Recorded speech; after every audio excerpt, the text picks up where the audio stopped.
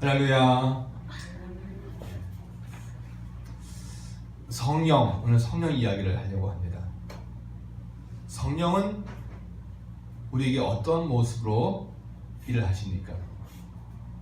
보통 성령 충만하면 방언하는 것, 성령 충만하면 은사를 베푸는 것, 병 고치고 신유의 역사, 예언하고, 그리고 통변하고, 또 사람 속의 마음을 꿰뚫어보는 투시의 능력도 생기기도 합니다. 그런데 과연 하나님께서 또 우리 주님께서 우리에게 말씀하신 성령이 우리에게 어떠한 일들을 하시는지 성령을 통해서, 말씀을 통해서 우리가 확인하고자 합니다. 우리가 늘 성령 충만을 기대하고 성령 충만을 소원하는데, 그 성령이 우리에게 과연 어떻게 일을 하시는가 같이 말씀을 통하여서 우리가 확인받고자 합니다. 첫 번째로, 성령은 진리 가운데에서 우리를 인도하시는 분이십니다. 오늘 본문에서 반복해서 사용되어진 단어들이 몇 개가 있습니다. 그 중에 예수님 자신을 가리켜 나라고 당신이 그게 표현하시지 않습니까? 1절, 여러분 읽어오신 1절부터 24절까지 거의 매 절마다 예수님은 당신 자신을 나라고 말씀을 하십니다. 나.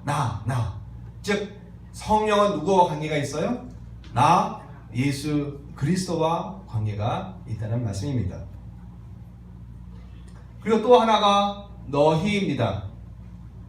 여기서 너희는 누구일까요? 예수님의 제자들을 이야기하고 있는 것이죠. 너희들, 예수님의 제자들을 말하고 있습니다. 그리고 또 하나가 바로 오늘의 핵심 단어 성령이십니다. 성령, 때로는 보혜사라고 표현되기도 하고, 또 3인칭 단수 그라고 그렇게 지칭되기도 합니다. 그런데 문제는 성령이 언제 오시느냐 하는 겁니다. 성령이 언제 오십니까? 우리가 기도할 때 오고, 또 우리가 주님의 앞에 요구할 때 오시고 하시겠지만, 그건 다 부차적인 일이고, 이 땅에 성령이 아니 계셨을 때, 이 땅에 하나님의 사람들이 성령을 모시지 못했을 때 그 성령이 오셔야만 했는데, 그 성령은 언제 오셨습니까? 라고 묻는 겁니다. 오늘 7절 말씀을 보니까 이렇게 되어 있습니다. 내가 떠나지 아니하면 보혜사, 즉 성령이 너희에게 오시지 아니할 것이요. 보혜사는 영어로 helper, 돕는 자라는 뜻을 가지고 있는 단어입니다. 성령을 또 다르게 표현을 한 것이지요. 성령 누구? 돕는 자입니다.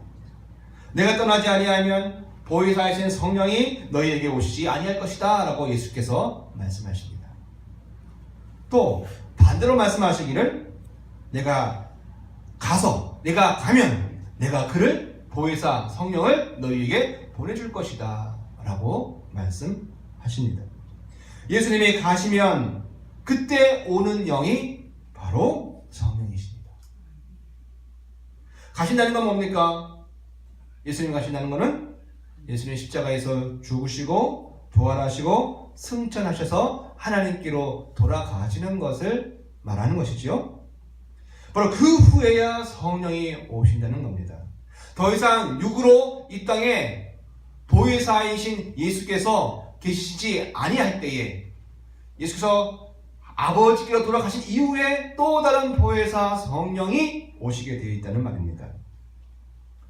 그런데 성도 여러분, 우리가 주의 깊게 보아야 할 것이 있습니다. 16장을 별명이 있습니다. 물론 14장, 15장, 16장과 마찬가지인데, 16장의 별명이 뭐냐면 예수님의 고별 설교입니다. 고별이 뭐예요? 고별? 이별. 이제 마지막 이별을 하시면서 예수님께서 설교하신 내용이 고별 설교란 그 제목이 붙어 있습니다. 이제 예수님이 얼마 후면 십자가에 못 박혀 이 땅을 떠나실 것을 미리 아시고 말씀을 하시는 겁니다. 예수님께서 십자가의 죽음을 염두에 두고 미리 앞으로 일어날 일들을 말씀하시면서, 근데 그때 뭐가 문제가 생길 거라는 거예요. 그 문제점에 대한 대비책으로 지금 말씀을 하시는 겁니다. 지금 그 말은 예수님이 가신 후 성령을 보낼 수밖에 없는 상황이 이 땅에 일어나게 된다는 말입니다. 아무 일도 없는데, 아무 필요도 없는데 하나님께서 성령을 보내시는 것이 아니라는 말씀입니다. 반드시 어떤 문제가 생길 것이고, 그 문제를 해결하기 위해서는 돈으로도 안 되고, 힘으로도 안 되고, 인간의 지식으로도 안 되고, 다른 어떤 것으로 안 되고, 오직 성령으로만 가능하기에 예수께서 성령을 대신 보내시는 것입니다. 반드시 성령이 오셔야만 그 문제를 해결할 수 있다고 우리가 이해해야 하는 겁니다. 오늘 본문을 읽으시면서 그 문제가 뭡니까? 16장 1절 2절 한번 읽어보겠습니다. 시작. 내가 이것을 너에게 이름은 너희로 실족하지 않게 하려 함이니 사람들이 너희를 출교할 뿐 아니라 때가 이르면 무릇 너희를 죽이는 자가 생각하기를 이것이 하나님을 섬기는 일이라 하리라. 여기 보면 실족이라는 단어, 출교, 공동체에서 쫓아내서 그 누구도 보호받지 못하게 된다는 얘기입니다. 죽여도 상관이 없다는 거예요. 죽인다는 말이 있지 않습니까? 그렇습니다. 예수님은 이미 알고 계신 겁니다. 예수님이 가시면 그 후에 반드시 예수 믿는 자들이, 예수 믿는 사람들에게 어려운 고통과 환난이 폭풍처럼 다가온다는 것을 말입니다. 예수를 믿었지만 그것이 자기의 연약 때문이든지 아니면 세상의 강력한 유혹이나 힘이든지 간에 결국 예수 믿는 사람들은 세상에서 고통을 당할 수밖에 없는 운명에 처해져 있습니다. 환난과 어려움을 당하게 되어 있습니다. 그것이 정해져 있습니다. 그래서 그것 때문에 오시는 분이 누구예요? 성령이십니다.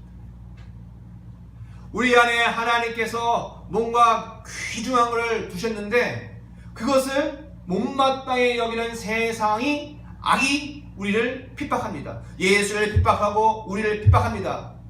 그때 우리가 파괴되어지고 망가지고 또 흩어질까봐 그때 예수께서 우리를 보호하시고 우리의 새 힘을 주시려고 보내시니까 바로 성령이십니다. 여러분 13절을 보십시오.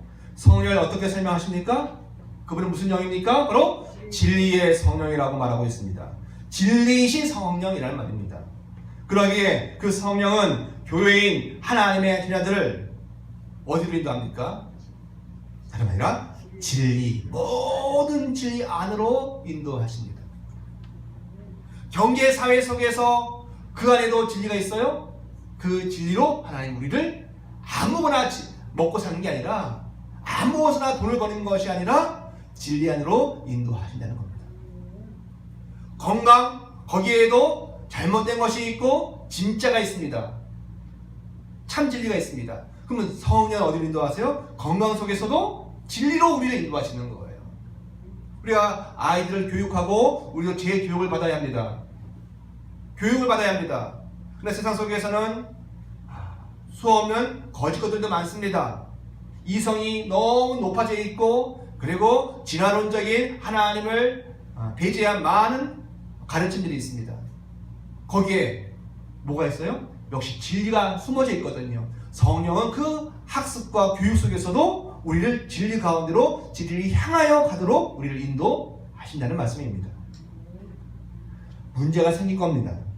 환난과 어려움이 발생합니다. 그 상황에서 누가 없으면, 예수님도 안 계세요. 성령이 없으면 다시 인생은 하나님 없는 삶으로 돌아가는 거예요. 그게 바로 우상으로 돌아간다는 거예요. 하나님을 바라보고 하나님을 향하여 자녀가 되어져서 하나님을 목적으로 하여 살아가야 되는데 실제하지도 아니하는 생각, 그런 관념이라고 합니다. 저 사람 관념적이야. 생각만 많고 아무 일도 하지 않아요. 관념적인 거거든요. 그 다 우상 숭배입니다. 거울로 빠집니다. 물질과 또 자기 자신에 대한 애착, 그것을 위해 살게 되어집니다. 사람들이. 그러면 뭐예요? 끝은 성경이 말하는 것은 멸망입니다. 어떤 길은 사람이 보기에 바르나 필경은 사망의 길이라고 말씀하십니다.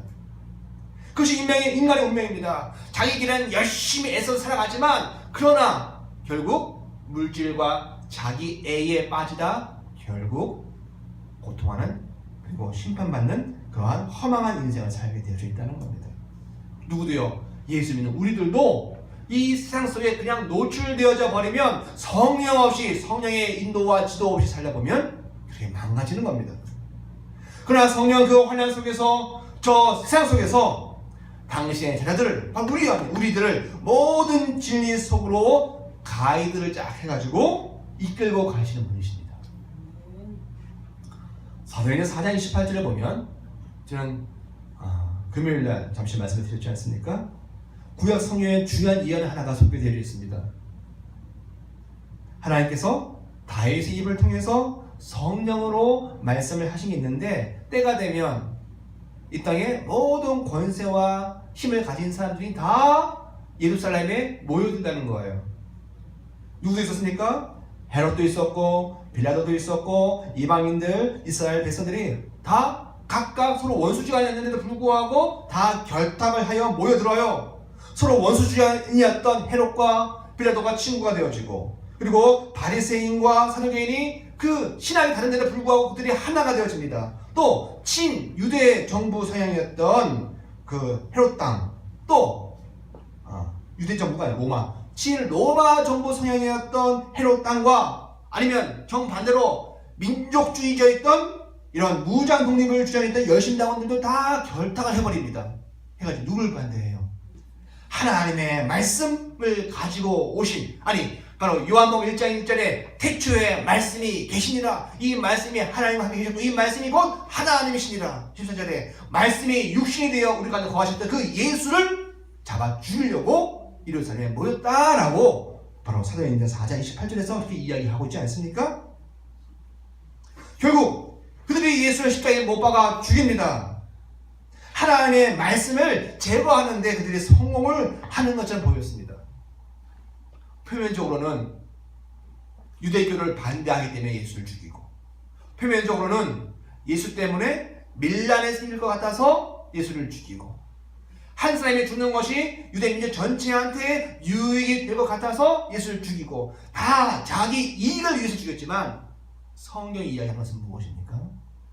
하나님의 말씀이 온 것을 제거하려고. 이 땅은 땅의 논리로만 돌아가야 되는데 여기 하나님이 오시면 안 된다는 겁니다. 사탄이 다스리고 있고 마귀가 장악하고 있는 세상인데 여기에 하나님이 말씀으로 오시면 안 된다는 겁니다. 그래서 말씀 오신 예수한테 어떻게 해요? 십자가에 못 박아 죽이는 겁니다. 그러려고 그들이 서로 원수지간임에도 불구하고 결탁하여 묶여 있는 거거든요. 이긴 것처럼 보였습니다. 그런데 예수님의 죽음 이후에 어떻게 됐을까요? 예수가 하나님이시며 완전한 사람이라는 사실을 믿는 사람들에게 성령을 통하여서 바로 예수가 그 사람들 안에 영으로 존재하게 되어졌거든요. 이게요, 모인자들이 실수를 한 겁니다. 예수 안에는 예수 안에 말씀 하나 있었거든요. 그런데 그 말씀을 죽여버리니까 그 말씀이 성령으로 통해서 퍼져버리는 거예요. 포자처럼. 그리고 믿는 자들에게 수많은 사람들, 수억의 사람들 속에 그 하나님의 말씀이 지금 와 있는 겁니다. 지금. 그러니 저 대적들이 어떻게 할까요? 그 결탁되어지고 연합되어져 있는 것들을 와해하거나 이제 그만하자 하는 것이 아니라 더 강력하게 결탁을 하고 이 땅에 있는 하나님의 말씀을 가지고 있는 자들을 역시 핍박하고 제거하려고 발버둥치고 있는 것입니다. 그래서 기본적으로 하나님의 사람이, 즉 하나님의 말씀을 가지고 있는 우리가 이 땅에 사는 것은 너무나도 힘든 거예요. 사실은 생존 자체가 불가능한 겁니다. 기본적으로 누가 있어야 돼요? 성령이 우리를 진리로 보호해 주시며 진리로 인도해 주셔야만 우리가 하나님의 말씀을 가지고 있는 존재로서 살 수가 있는 것입니다. 왜 믿는 신자가 세상에서 이토록 어려움을 당합니까? 믿는 자가 바로 하나님의 말씀을 담당하고 있기 때문에 그렇습니다. 그래서 예수께서는 누구를 보내십니까? 바로 성령을 보내시고 계십니다. 지금 그런 말씀 하시지 않습니까? 내가 너희를 이리때 가운데로 보낸 것과 같다. 그러니까 내가 기도하여 너희의 보호자가 되어 주실 성령을 보내겠노라 하시는 겁니다.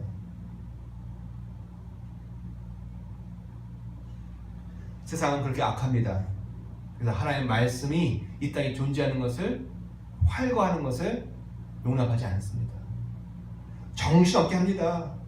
믿는 자들도 정신없게 만들어가지고, 바쁘게 만들어가지고 하나님의 말씀 맡은 것을 잊게 만들어요. 먹고 사는 것에 목적을 두게 만들고, 이 땅에 재미에 목적을 두게 만들고, 이 땅에 왜 왔는지 목적의식을 지워버리는 거예요. 교회를 가도 위로를 받지, 내가 이 땅에 말씀으로 사는 것에 대한 그 인생의 목표와 가치를 잊게 만들어버립니다.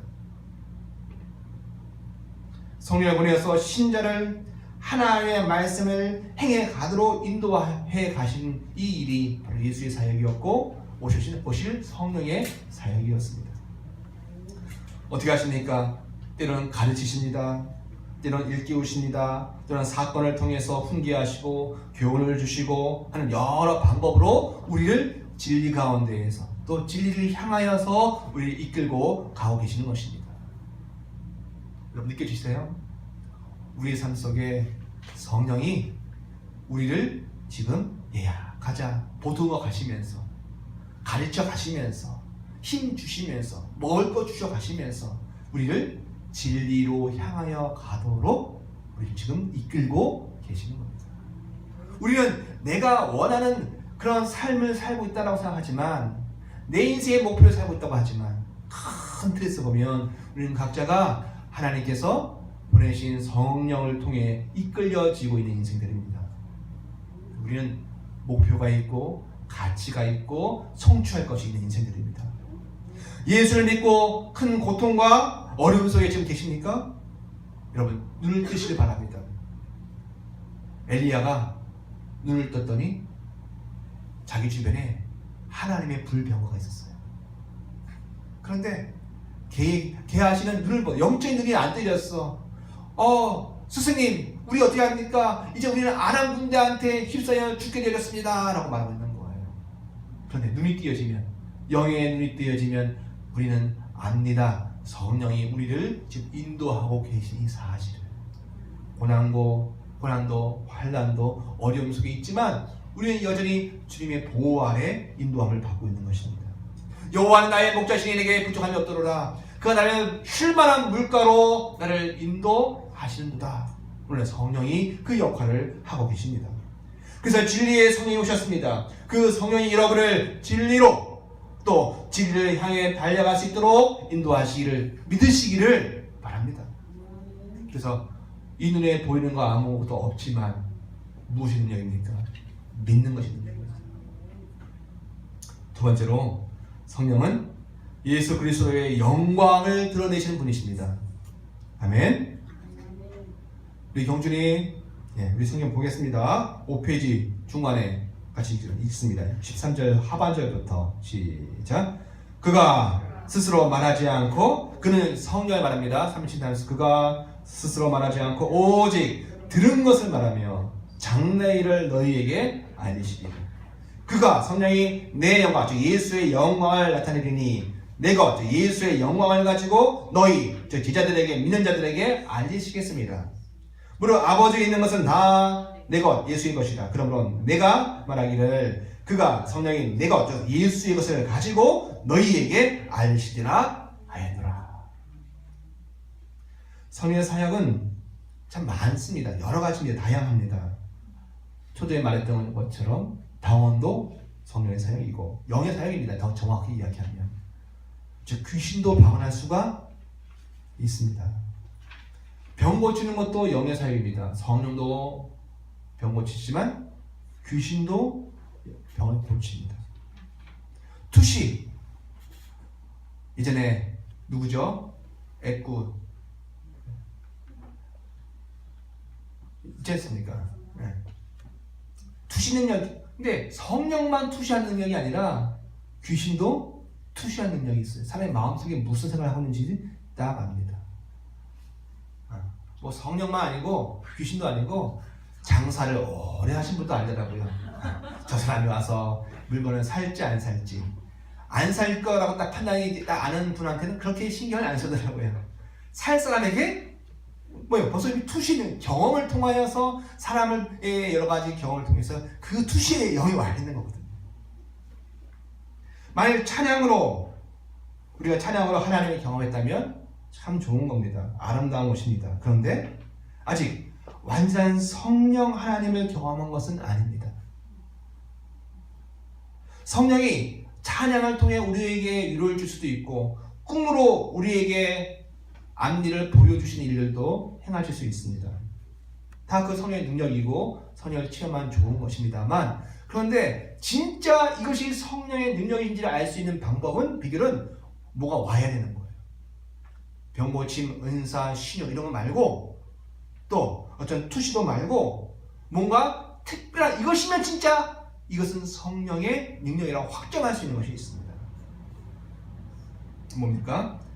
은사와 능력으로 성령을 체험하는 것 감사하지만, 예수께서 우리에게 알려주신 성령의 진짜 모습은 아직 아닙니다. 그 핵심은 무엇입니까? 바로 13절입니다. 시작. 그가 스스로 말하지 않고 들은 것을 말하라. 성령의 가장 기본적이고 핵심적이고 진짜 문제는 예수께서 하신 말씀, 예수 그리스도께서 하신 말씀을 듣고 그 말씀을 말해주시는 거예요. 누구에서 들은 건가요? 예수께서 하신 말씀을 들으시고 그것을 알려주시는 이가 바로 성령이십니다. 우리가 지금 성경책을 읽었습니다. 그런데 그냥 우리가 읽는 것이 아니라 성령이 우리 속에 알려주시면 이 말씀이 예수의 말씀이라는 사실을 우리에게 증거해 주시면서 알려주시는 거예요. 그것을 10절에서 내 영광, 예수의 영광, 곧 예수가 누구인지, 여러분 영광이 뭐예요? 그 존재 자체가 영광이에요. 그 자신이 드러나는 게 영광입니다. 내가 영광 받았어요 하면 내가 진짜 어떠한 존재가 되어졌는지 누구인지를 아는 게 영광이에요. 하나님의 영광이라는 것도 하나님이 누구이신지가 드러나는 것이 영광이죠. 내 영광, 예수의 영광, 곧 예수가 누구인지를 나타내시는 것이 바로 성령이십니다. 성령은 철저하게 예수 그리스도 우리 주님의 것을 가르치시고 그것을 가지고 일을 하십니다. 우리 교회된 자들에게 알려주시고 믿게 하시는 것이죠. 성령은 독립적으로 예수와 상관없이 독립적으로 일하시는 분이 아니십니다. 철저히 예수 그리스도의 말씀을 받아서 그것이 무엇인지 우리에게 알려주시고 무엇이 참 사실인지 무엇이 예수의 마음인지를 우리에게 보도해, 마치 TV 보도하고 신문에 보도하듯이 자세하게 알려주시는 이가 성령이십니다. 하나님의 말씀이신 예수 그리스도를, 그렇죠? 하나님의 말씀인 예수 그리스도를 성령이 영으로 받아서 우리에게 알려주십니다. 보고해 주세요. 심지어 그것을 경험하게 하십니다. 그렇습니다.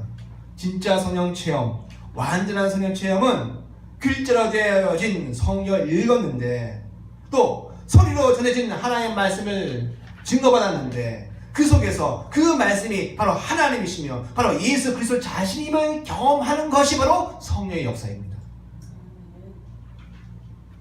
여러분, 되묻습니다. 성령의 역사가 있으십니까? 내 안에 성령의 역사가 있으십니까?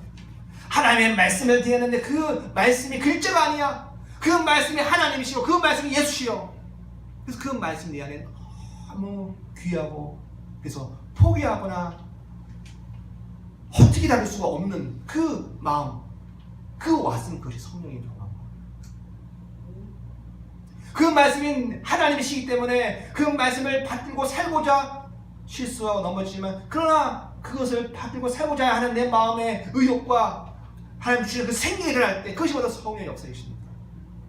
내가 내 마음에 하나님을 말씀을 통해 체험하는 거거든요. 심지어 말씀이 하나님이십니다. 그렇습니다. 하나님의 말씀 단순한 정보가 아닙니다. 하나님의 말씀은 살아계신 하나님 자신이시며 또 우리를 위하여 십자가에 못 박혀 죽으신 예수 그리스도 그분이십니다. 그래서 성령의 사람은 바로 성령처럼 성령의 사람은 자기 말을 해요? 자기 말을 안 해요. 성령의 사람은 누구 어떤 말을 합니까? 성령의 속성을 따라서 바로 받은 말씀, 그 말씀을 이야기하는 사람들이에요. 우리가 24시간 늘 성령과 교제가 안 되어서 그렇지, 내 안에 계시지만 그 성령과 깊은 교제가 됐다 안 됐다 해서 그렇지, 내 안에 성령의 교제가 일어나면 자기 생각, 자기 짜증 이런 거 안 하고 내 안에 들려주시는 받은 말씀, 그 말씀을 고백하고 증거할 수밖에 없는 인생들입니다. 그래서 우리가 보면 저분이 지금 성령에 붙들려서 이야기하고 있구나, 저 쌤이 지금 성령의 사람이시구나를 알 수 있는 거예요. 성도 여러분, 말씀 읽고 들으면서 내가 행동할 규범이나 항목으로 이해하시면 안 됩니다. 하나님의 말씀은 바로 하나님이십니다. 성령이 그것을 우리에게 알려주십니다. 우리의 어떤 노력이나 힘으로 되어지지 않습니다. 성령이 충만하시면, 늘 기도와 말씀 속에서 그 성령이 충만하시면, 그것을 소원하시면 우리는 알게 되어집니다. 내 안에 하나님의 말씀이 가득 차 넘쳐서 그 말씀을 전하지 아니하고는 견딜 수 없는 그 상태가 우리에게 있는 겁니다. 세 번째로, 성령은 누구에게요? 너희에게 어떻게 해요? 알게 하시는 분이십니다. 여러분, 10절 맨 끝에 어떻게 되어 있습니까? 너희에게 알게 하시리라. 또 14절 맨 끝에도 너희에게 알게 하시리라. 15절 맨 뒤에도 너희에게 알게 하시리라. 말씀드리죠. 항상 글을 읽을 때 같은 문장이 2번 나오면 주제 문장이에요. 핵심 문장입니다. 그런데 3절에서 몇 번 나왔어요 지금? 3번 나왔어요. 그건 어마어마하게 중요한 거예요. 우리가 너무 정신없이 읽고 대충 읽어서 그렇지, 말씀을 정확하게 보시면 굉장히 중요한 말씀입니다. 성령 누구에게? 너희에게. 너희는 단수의 복수예요. 경주, 너희는 같은 유인데 단수 유예요? 복수 유예요? 복수 유입니다. 복수. 너희들이에요. 너희들. 복수예요. 자, 여기서 또 알게 한다는 단어가 있습니다. 이것은요, 영어 번역을 보면 announce. announce 언제 씁니까? 뉴스 할 때 아나운서, announce, 또 report 할 때 그런 표현을 쓰고 있는 거예요. 이거는 개인적인 수다, 토크한테 쓰는 게 아닙니다. 큰 대상을 두고 공식적인 것을 이야기할 때 어나운스하고 리포트하는 겁니다. 예수 그리스도에게서 받은 말씀을 지금 성령이 공식적인 방법으로 알려주신다라고 하는 거예요. 지금 이렇게 이해하면 쉽습니다.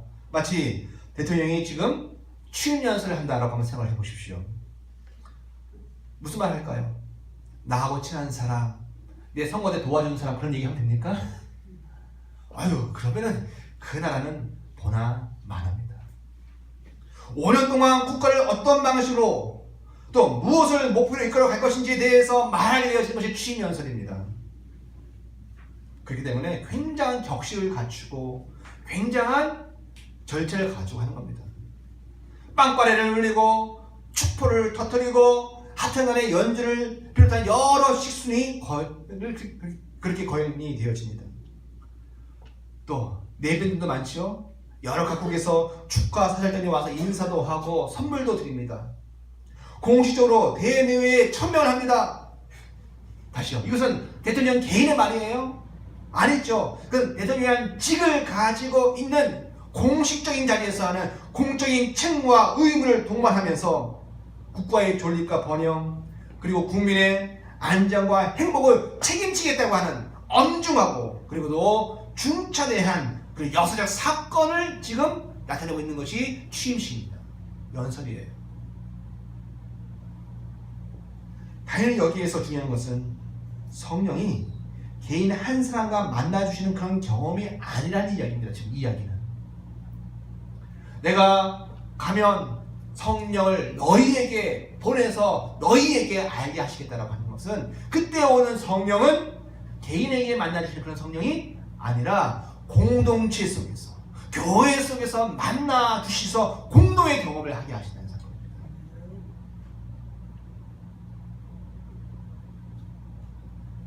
성령 예수 그리스도의 말씀을 알려주신 대상은 여기에서는 너가 아니고 너희입니다. 그렇다고 성령의 개인적 책임이 없다는 얘기가 아니에요. 우리가 거듭날 때 다른 사람 같이 거듭납니까? 물론 그럴 수도 있지만 대부분은 개인적인 사건 속에서 성령의 체험을 합니다. 하나님께서 각 사람의 죄를 용서해 주시는 사건을 개인적으로 경험을 하죠. 그리고 구원을 받습니다. 개인의 구원을 받습니다. 영생을 주시고 하나님의 자녀를 삼으실 때 분명 개인과 만나 주십니다. 성령께서 나의 하나님입니다. 나의 아버지입니다. 나의 성령이십니다. 개인 사건을 통해서 성령을 분명히 경험합니다. 아프거나 또 심한 고통을 당할 때, 더 이상 살 소망이 없을 때, 이제 죽어야겠다라고 할 때, 자기 운명을 이제 마감할 때, 그때 성령이 멈추라 라고 오시면서 찾아오시면서 우리를 한 사람 한 사람 찾아와 개인을 만나주시는 사건을 다 가지고 있는 개인의 성령 체험이 우리에게 있습니다. 그런데 중요한 것은 그때는 하나님의 사랑의 대상으로 성령이 우리를 만나주시는 거예요. 개인을. 이 땅에 하나님의 나라를 세워가는 예수 그리스도의 말씀을 성령을 통해 공짜로 받지는 못한다는 거예요. 그냥 은혜만 받는 거예요. 은혜만 받는 거예요. 구원받고 영생 얻고 하나님의 자녀가 되어야 하는 선물만 받는 거예요. 근데 그네들이 모여 있어서 교회를 구성하고 공동체가 되었을 때, 그때 공동체 속에 너희에게 주는 말씀은 일과 관련되어 있고 복과 관련되어 있고 권세와 관련된 말씀입니다. 근데 우리 한국교회 성도들이 너무 약한 것이 뭐냐면, 개인의 하나님, 내가 구원받고 성령 체험하고 은사 나타나고 나를 하나님의 자녀를 삼아주신 그 개인 성령 체험만 알고 있지, 뭘 몰라요? 공동체험 속에서 일어나는 하나님의 성령 체험을 모릅니다. 한국교회에 보면 대부흥이 일어났었습니다. 한때 1907년 그때 평양 공설운동장에서 많은 사람이 모여 있었습니다. 그때 집회가 너무 힘이 없고 흐지부지되어졌어요. 그러나 그때 한국의 많은 목사님들과 장로님들이 자기 죄를 고백하면서 기도하기 시작한 거예요. 그때 통성기도 그때 생긴 거거든요. 개인의 기도에서 시작했지만 전체 모든 평양의 시민들이 같이 거기에 함께 묶여가지고 공통의 기도와 회개를 하기 시작한 거예요. 대각성이 일어나는 거예요. 그때 뭐가 와요? 성령이 임하는 겁니다. 서양 성경에서 놀란 겁니다. 한국에 성령이 임하셨다. 개인으로 구원받는 그런 성령 말고 하나님께서 이 조선 땅에, 하나님의 조선 땅에 당신의 말씀을 부여하시는, 왜 이 땅에 조선의 교회가 있어야 하는지 그 말씀을 부여하시고 그 말씀 때에 살아야 할 책임과 그리고 그 의무와 그러면서 그들이 받아야 할 하나님의 권세와 능력을 부여받는 놀라운 사건이 그때 일어나는 거예요. 오늘도 마찬가지입니다. 우리가 개인의 어떠한 기도와 경건의 생활, 진리를 쫓아 살아가는 것을 개인이 하셔야 합니다. 그러나 동시에 뭐가 있으셔야 돼요? 교회 속에서 하나님, 우리 교회와 공동체 속에 주시는 하나님의 말씀이 무엇인지를 받아서 그것이 나의 말씀에 대해서 그것을 이루려고 성취하려고 살 때 하나님 복을 부으시고 그에게 힘을 부으시고 권능을 부어주시는 거예요. 물론 교회가 여러 사람들이 모이는 곳입니다. 여러분, 사람들이 모인다는 것 자체가 뭐예요? 이미 시끄럽고 번잡스럽고 문제가 생기지 않습니까? 딱 상처받기 좋은 환경이 교회입니다. 말들도 많아요, 교회 하면. 그래서 사람들이 요즘 좋지 않습니까? 예수님은 좋은데 교회는 싫어 라고 말을 하고 있습니다. 할 수만 있으면 인터넷으로 예배하고 방송으로 예배 설교 듣고 그리고 마음고생 안 하고 그렇게 나 혼자 진리 생활 살기를 원하는 사람들이 점점 많아져요. 가난한 교회 성도들 안 나가죠? 안 나가. 그네들이 도덕성도 높아요. 아주 좋습니다. 아주. 더구나 요즘처럼 교회와 관련된 스캔들이 많이 터지면 더더욱 교회 나가기를 꺼려하는 사람들, 굳이 고생하며 마음고생하면서 힘든 일, 이런 일을 겪어가면서 내가 신앙생활 할 필요가 뭐 있어, 나 혼자 소수의 몇몇 사람들만 집에서 모이고 모여가지고 모여서 우리가 예수 모이는 다 교회니까 그냥 모여서 그렇게 마음 맞는 사람들끼리 예배 생활을 하지, 이런 사람들이 많아지고 있는 거예요 지금. 소위 조용한 신앙을 추구하고 있습니다. 사회가 신앙, 예수 믿는 거 이상한 모습이라고 막 하고 있으냐, 더더군다나 공식적이고 대외적으로 나 교회 다녀 이런 거 이야기하기가 참 부끄러운 시대가 되어져 버렸습니다. 그래서 교회를 다녀도, 심지어 교회를 다녀도 아예 관계를 안 맺습니다. 조용히 왔다가 내 예배 드리고 조용히 가는 거예요. 다른 사람과 관계 맺기를 싫어합니다. 제가 주변에 모사들 얘기 들어보면 그렇대요. 헌금도 잘 한답니다. 6개월, 1년, 11조도 빵빵하게 설교, 헌금도 하시고 다 한답니다. 그런데 절대 노터치. 뭐 신방을 간다거나 함께 어떤 사역에 동참을 한다거나 말이 나오자마자 그 다음 주에 교회를 안 나온다는 거예요. 그게 요즘의 성도들의 일상적인 그런 보편적인 모습인 것이죠. 충분히 이해해도 됩니다. 왜? 상처받고 많은 경험들이 있기 때문에 그런 겁니다. 혼자 기도하고 혼자 성경 공부하고 친한 사람들끼리 하면 참 좋은데 말입니다. 그런데 다 좋은데 내면이 더 예수님 닮아가고 다 좋은데 강구하는 것이 있어요. 성도는 반드시 개인의 성령 체험과 동시에 공동으로 하나님의 말씀을 받는 공적인 성령 체험이 있어야만 한다는 겁니다. 자, 집에서 아이가 혼자 키웠어요. 아이를 혼자 키웠습니다. 이거 혼자 자랐습니다.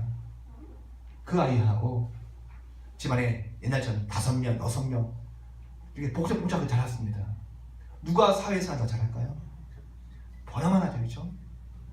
결국 삶 속에 겪고 고생한 것만큼 사회 속에서 대치하실 능력이 강해지는 겁니다. 저희 집도 난립니다. 우리 제 선생님 원장님이 거의 동물 농장이라고 할 정도로 집안이 난립니다. 그런데 그 가운데에서 여성에 대해서, 남성에 대해서 또 같은 작은 사회를 돌려가면서 자기가 어떻게 판단하고 어떻게 처신해야 할 건지를 고민해 보는 거거든요. 거기서 기본 사회의 준비를 하고 있는 것입니다.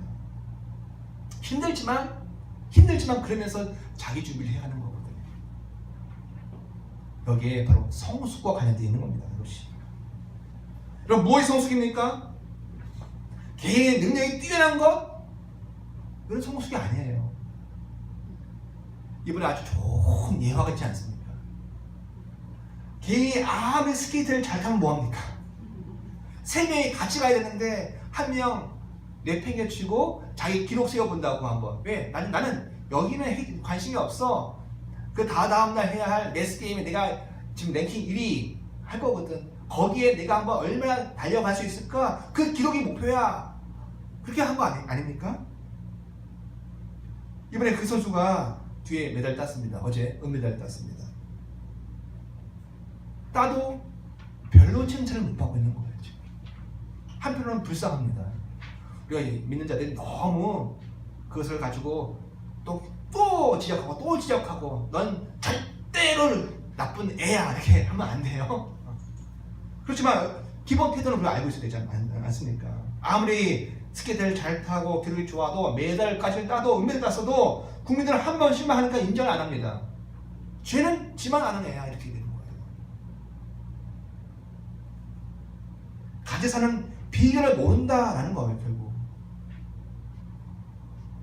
자기만 알 때 말입니까? 하나님은 성경에서 어떠한 기능, 성경을 많이 한다, 어떠한 요리를 잘한다, 또 전도의 능력이 있다, 그런 걸 가지고 그 사람이 성숙한 사람이라고 얘기한 적이 한 번도 없습니다. 어떤 개인의 어떠한 일을 잘한다라고 능력이 있다라고 그것은 성숙하다고 하지 않는다고요. 이것이 뭐예요? 함께 어울리고 서로를 세워가고 힘들고 모자란 사람, 부족한 사람을 만들어가고 그를 위해 내가 좀 희생을 해주고 세워가는 것, 그런 게 성숙한 겁니다. 저희 집에서 나 어른이야 라고 얘기하는 사람이 있습니다. 네, 어른은요 성숙한 게 어른입니다. 주민등록증 나왔다고 어른이 아니고 성숙해야 어른입니다. 뭐예요? 자기 일만 하는 게 아니라 돌아보는 겁니다. 동생들이 어떤지, 부모가 어떤지, 다른 사람들 어떻게 사는지 돌아보는 그것이 바로 성숙이지, 나이가 됐다고 40살, 50살, 100살 되어도 성숙하지 않으면 애입니다. 교회에서 마찬가지죠. 재정이나 지식이나 경험에 투자한 사람들이 많이 있습니다. 그러나 그렇다고 해서 그 사람들이 다 성숙하다고 말하지 않습니다. 성경에서는. 사회적으로는 장관을 하고 사회적인 교수를 하고 한다 할지라도 절대 성숙한 게 아닙니다. 그것은 장성하다고 하지 않습니다. 성령께서 일하실 수 있도록 자기를 낮추고 상대방을 세우고, 그리고 교회를 덕을 세운다는 것을 말씀드렸잖아요. 교회의 덕을 세운다는 게 뭐예요? 덕이라는 것은 집을 짓는다는 뜻이에요. 교회를 세워가는 것, 서로의 사람들을 세워가는 것이 성숙한 거예요. 우리 모두의 그런 마음은 그때 올 줄 믿습니다. 가정에서도 마찬가지고 교회에서도 마찬가지고, 나는 내 생활만 했다 하는 사람들이 어느 날 갑자기 주께서 영을 주셔요. 성령이 바로 그런 역할을 하시니까 내 속에 그 마음을 주셔서 돌아보게 되어지고, 세워가게 되어지고, 기도하게 되어지고, 대신 눈물을 흘리게 되어지는 그런 역사가 있기를 원합니다. 사랑하는 성도 여러분, 바로 여기 복의 비밀이 있습니다. 지금까지 힘들게 오늘 말씀을 들어봤는데 이 부분은 꼭 지금 말씀 들으셔야 합니다. 진짜 중요한 겁니다. 하나님께서 성령을 통해 성령을 통해서 예수 그리스도의 말씀을 개인이 하는 공동체에 주셨다고 말씀드렸습니다. 그 공동체가 해야 할 일을 주십니다. 즉 하나님께서 공동체에게 말씀을 주셨다는 얘기는 그 공동체가 해야 할 일, 해야 할 사명, 이 땅에 하나님의 일을 담당할 것을 받는다는 거예요. 어떤 이들은 구제사업을 하는 것이고, 어떤 이들은 교회를 갱신하는 일을 하는 것이고, 어떤 이들은 노인들을 도와하는 것이고, 어떤 이들은 성령을 더 정확하게 증거하는 것을 사명을 받을 수 있습니다. 다 다릅니다. 그런데 거기에서 우리 교회에 주시는 말씀이 있다는 거예요. 각 교회 다 마찬가지지만 그 말씀은 공동체가 받는 거거든요. 지금 그럼 샘물교회면 샘물교회가 받아야 할 하나님의 말씀이 있어요? 있다는 겁니다. 바로 그때 하나님의 권세와 능력과 힘이 따라오게 되어 있다는 거예요. 하나님께서 교회에게 당신의 일을 부탁하신다면 하는 거예요. 개인이 못하거든요. 개인은 혼자 하다가 넘어져 버려요. 그래서 꼭 공동체의 교회를 통해 일을 하시는데 그 일을 부탁을 하세요. 말씀을 주세요. 그리고 말씀만 주시는 것이 아니고요, 그것을 성취할 수 있는 힘과 능력과 자격을 함께 더하여 주시는 것입니다. 즉 교회에 주는 말씀을 수행하고 그것을 위해 헌신하고 그것을 위해 함께 연합되어지고 자기를 낮추고 함께 짐을 질 때 하나님께서 그 일을 하라고 하나님의 보따리를, 하늘의 보따리를 여시는 거예요. 이렇게 생각하시면 됩니다. 여러분, 어떤 회사들은요, 그냥 회사만 열어놓고 그냥 소매업은 그냥 대충 하더라고요. 뭐 하냐면은 이분은 국가 5돌 따는 게 되게 중요한 거야. 한 번 따면 몇천억. 그냥 문 열고 가만히 놀기가 뭐 하니까 소매 100원짜리 200원짜리 팔긴 하지만, 그러나 이분의 가장 핵심은 국가 사업을 하나 따내는 게 그게 목적이에요. 5돌 따는 겁니다. 자, 5돌 따면 뭐가 돼요? 국가에서 그거 하라고 공적 자금을 딱 주는 거예요. 4대가 하려면 그것이 할 일이라면 하라고 돈을 몇천억 주는 거예요. 몇 조를 주든지. 돈이나 원리입니다. 그때 이 말씀과 사명에 참여하는 각 개인의 복을 받는 거예요. 순식간에 수십억을 벌어들이는 이들도 있습니다. 왜? 그 교회에서 그 교회에 주신 말씀을 붙들고 그 말씀을 수행하려니까 하나님이 경제를 부으신 거예요. 가정이 일어나기도 하고 수년간 해결되어지지 않는 문제들도 있습니다. 다 풀려버립니다. 제가 어떤 목사님은요, 땅이 10수년 동안 안 팔렸어. 묶여가지고 경제가 꽉 막혔어. 근데 교회가 세워지면서 동시에 그 땅이 팔려버리는 거예요. 그런 역사도 있습니다. 개인이 해낼 수 없는 문제가 해결되어지는 거예요. 근데 우리는 너무 내가 기도를 많이 하면, 내가 하나님 앞에 많이 간구하면 내 기도의 힘을 가지고 하나님을 움직이려 하는데, 여러분 그거는 좀 어린 겁니다. 뭐와 연결되어 있으셔야 돼요? 하나님이 공동체, 너희라고 하는 공동체에 주신 말씀이, 그 말씀을 수행하는 가운데 하늘의 복을 받는 거예요. 그렇습니다. 이 교회를 통해서 내가 할 나의 사명을 받으시면 그것이 복입니다. 하나님께서 나에게 생명교회에서 이 일 하라고 하셨어 라고 하는 것이 있는 사람이 복이에요. 여기에 그냥 다니는 게 아니라, 왔다 갔다 하는 것이 아니라, 나는 여기에 이 사명 가지고 왔어. 그것을 하나님께 이 공동체 안에서 받으시면 그 사람 복이, 하나님 그것을 위해서 치우시는 거예요. 그 사람이 하늘의 공적자감을 쓸 수 있는 사람입니다. 일할 것이 안 보이고 책임질 일이 안 보이고, 어떤 사람? 아직 어린 사람입니다. 집에서도 마찬가지예요. 다 컸어도 내가 짊어지고 책임져주고 할 것이 보여야 어른이에요. 아직 어려서 하나님께서 금고를 열어줄 수가 없는 사람이 있습니다. 그러면 우리 다 아는 거예요. 사탄의 전략이 뭘까요? 네, 사탄은 믿는 자들의 구원을 깨뜨릴 수는 없어. 그러면 그들이 하늘의 금고를 얻지 못하는 거 뭘까요? 그들이 자기 개인에 몰두하게 만드는 거예요. 자기 일에만 몰두하게 만듭니다. 준비된 부요한 하늘의 자금을 못 쓰도록 자기 노동한 것만큼만 벌어서 쓸 수 있도록 능력을 제한하는 것이지. 그러나 여러분, 성도는 교회를 통해서 자신의 공적 지위를 알아야 합니다. 자기에게 거기에 반응함으로써 하늘의 양식을 얻는 사람들입니다. 그래야 이 악한 이 세대에서 성령의 도우심으로 견디며 이길 수 있습니다. 혼자면 넘어집니다, 여러분. 저는 함께 묶이면 견딜 수가 있습니다.